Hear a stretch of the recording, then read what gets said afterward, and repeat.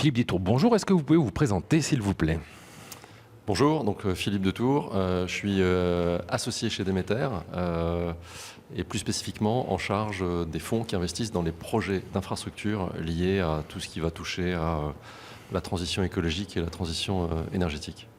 À ce propos, justement, comment est-ce qu'on peut concilier concrètement les impératifs de souveraineté avec ces objectifs de décarbonation?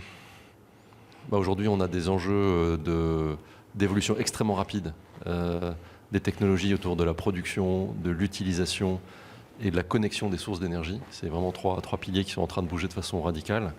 Et toute cette évolution, elle va dans un sens de la décarbonation, avec des systèmes économiques qui sont de plus en plus compétitifs par rapport aux sources plus classiques et conventionnelles de production d'énergie, d'usage d'énergie. Et donc, l'électrification notamment fait partie, il n'y a pas que ça, mais c'est quand même une thèse dominante aujourd'hui où on voit une grande électrification de l'énergie, production énergie renouvelable, photovoltaïque, éolien, utilisation de nouveaux usages, véhicules électriques, dans l'industrie, les pompes à chaleur, ce genre de sujets. Et puis dans tous les sujets liés à la transmission et à l'équilibre de tout ce système qui sont le stockage et les réseaux de transmission. Et alors, quel projet ou initiative récente vous a le plus impressionné en matière justement d'infrastructures souveraines? Alors il y a beaucoup de projets aujourd'hui qui ont des dimensions de souveraineté, et ce n'est pas forcément des grands projets. Pardon, je ne réponds pas forcément à votre question, mais il faut voir que toute cette évolution et cette transition, elle se fait aussi par une multitude de relativement petits projets qui sont en train de passer à l'échelle, et c'est toute la difficulté justement de cette phase, c'est qu'on est dans un environnement assez incertain, et il faut choisir le bon cheval, et il n'y en a pas forcément qu'un, mais il peut y avoir plusieurs sujets qui peuvent être intéressants. À un moment donné, il faut savoir entrer et sortir éventuellement au bon moment.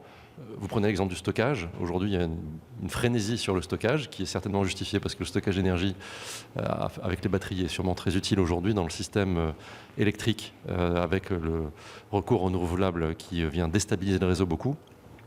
Mais ça va être un marché limité en capacité.